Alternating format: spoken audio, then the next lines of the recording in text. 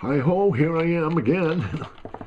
the When I was a kid, back in 48, 49, in the 8th grade, my parents thought it would be a good idea to get me off the streets, and send me to a school, private school, where I wouldn't be tempted as much as, I lived on the corner of Brackett and Farm Street in Portland. I mean, the West End. I wouldn't call it the hoi polloi section of Portland, but hey, it was home. It was where we all played and worked and had a great time and grew up. But anyways, they tried to get me into Kent's Hill and a couple other schools, and I had to take the entrance exams, And while I was great at conversation, but not so good at testing, and so consequently, none of these schools would consider me as a candidate to go to their school because my grades were that poor as far as the entrance exams went. My grandfather happened to know an Episcopal priest that was running a prep school in upstate New York. And he had a long talk with my father. He says, I realize John isn't the scholar that you'd want him to be. But Father Wood needs money. And as long as you're willing to pay the tuition, I'd be willing to bet he'd accept him there. And sure enough,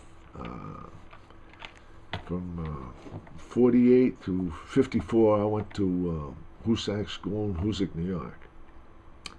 And Father Wood was the guiding light in my life. I mean, he was a man that was just unbelievable. Start off with, I think he's a class of 16 at Yale University. In fact, his entire class enlisted in the Army, World War One. So he was in the Army in World War One, and came out a captain. I'm pretty sure it was a captain. And bang, he finished up Yale, and then went on to Madison Avenue in advertising.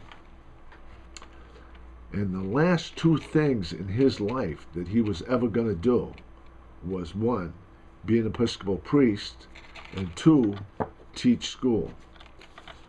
Well, fortunately for everybody that ever attended Hoosac School while Father Wood was there, he became both. And he was just a saint. I mean, the man, he impacted everybody's life, and he made it change. You got to remember, I grew up in Portland on the street, a wise guy, kind of. And, you got into some trouble, not any serious, but, kids growing up will do weird things. And, I was a weird guy, so therefore I did weird things.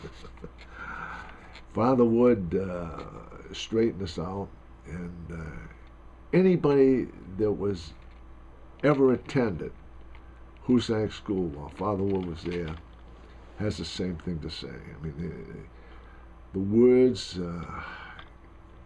can't be found in the English language, how this man molded your life, how he changed you.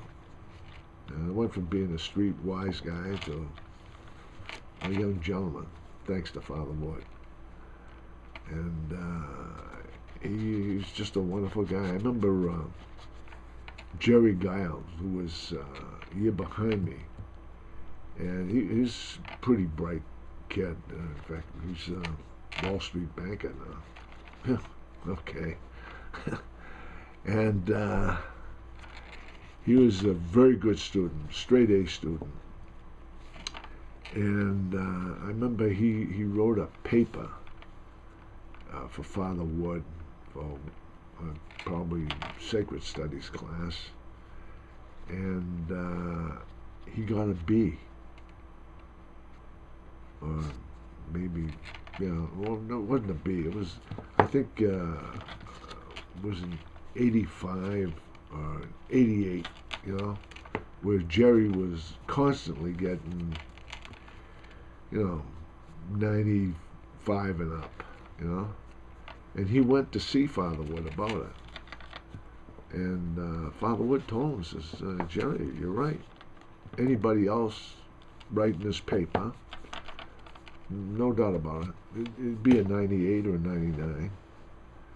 But with you, we are capable of doing so much more. And you did this half-heartedly, even though it's a good paper. I know this isn't your best effort. And that's why you got an 88. And Jerry took that as a lesson learned. If you're going to do something, do it to the best of your ability, because that's what Father Wood wanted you to do.